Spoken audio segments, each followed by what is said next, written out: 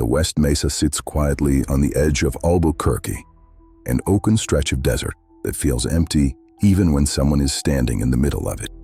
There are no fences, no marked paths, and no obvious reason to stop unless you already know what you are looking for. Wind moves freely across the sand, erasing footprints almost as soon as they appear.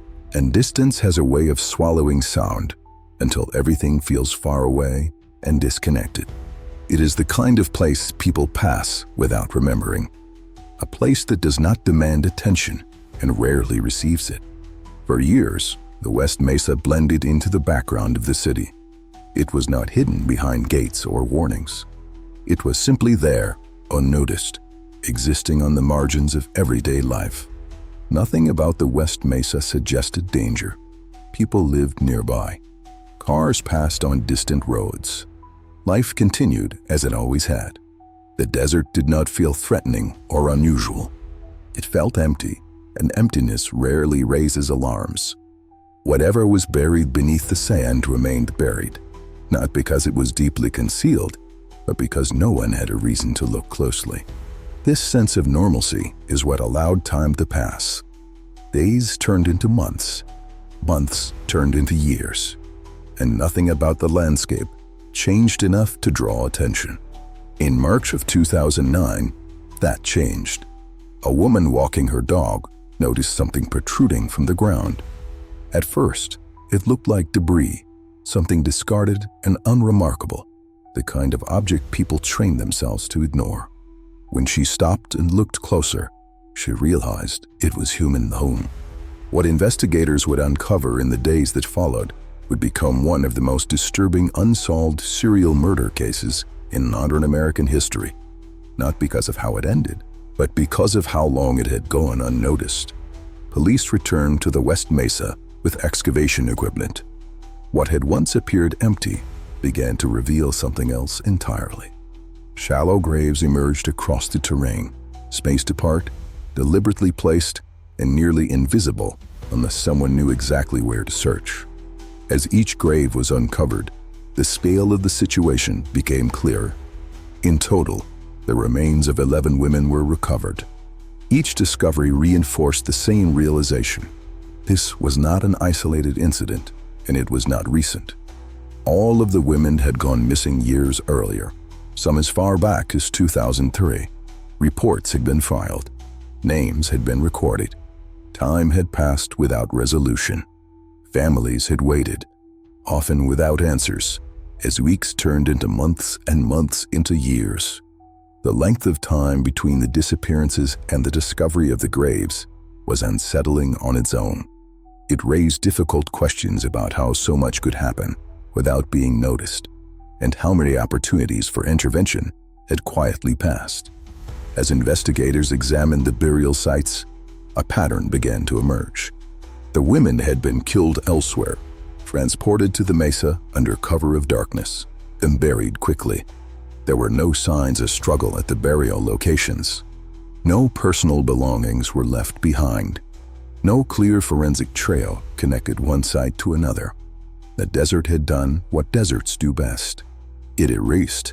Time, wind, and distance worked together, removing traces that might have pointed to a single moment or a single individual. Most of the victims shared similar circumstances.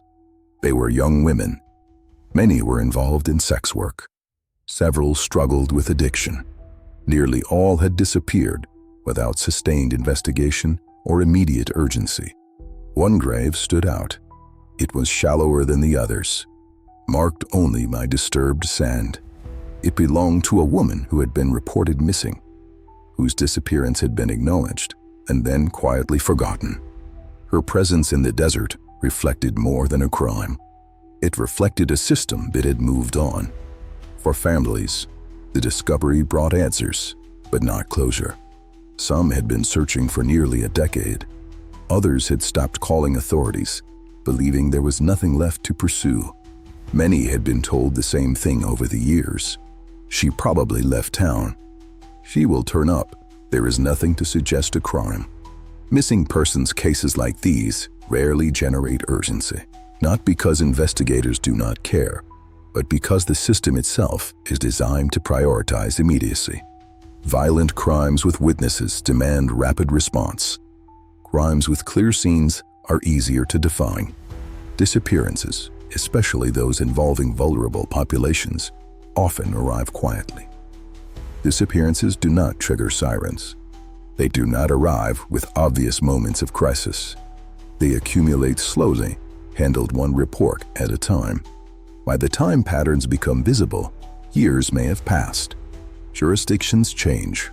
Records are archived. Leads grow cold. What seems obvious in hindsight is rarely visible in real time, especially when the victims come from the margins of society and their absence isn't immediately felt by the wider community. The longer someone is missing, the less likely their case will receive active attention. Resources are finite, and new emergencies constantly demand priority. For the killer, this slow, bureaucratic erosion of urgency becomes an unwitting ally. It provides the most valuable asset any predator can have: time. The West Mesa case is a stark reminder that the greatest threat isn't always the visible monster, but the quiet, unnoticed passage of years. The investigation itself faced immense challenges from the start. With no forensic evidence at the burial sites and a gap of several years, traditional police work was nearly impossible. Detectives had to work backward, reconstructing timelines from fragmented memories and old, inactive case files. They interviewed hundreds of people, trying to find a common thread, a name, a vehicle, anything that connected the victims. But the world these women inhabited was often unstable, making it difficult to establish firm links. The investigation became less about finding a smoking gun and more about painstakingly piecing together a puzzle with most of its pieces missing. Each lead seemed to dissolve into rumor or dead ends, leaving a frustrating void where answers should have been. The public response was a mixture of shock, horror, and a troubling sense of distance, while the discovery of a mass grave on the edge of the city was headline news. The identities of the victims created a subtle but significant divide. Because many were involved in drugs and sex work, their stories were often framed through a lens of risk and lifestyle choice, rather than as victims of a brutal predator. This narrative, however unintentional, can diminish public pressure and a sense of collective responsibility. It allows a community to see the tragedy as something that happened to them, not us. This psychological distance, combined with the years that had already passed, made it harder to mobilize the kind of widespread, urgent public engagement that often helps solve high-profile cases. Today, the West Mesa case remains officially unsolved. While a primary person of interest was identified, he died before he could be formally charged, and conclusive evidence linking him or anyone else to the 11 murders has never been established. For the families, this lack of resolution is a unique form of torment. They have their loved ones back, but they do not have justice. The desert holds its secrets, and the city of Albuquerque is left with a scar.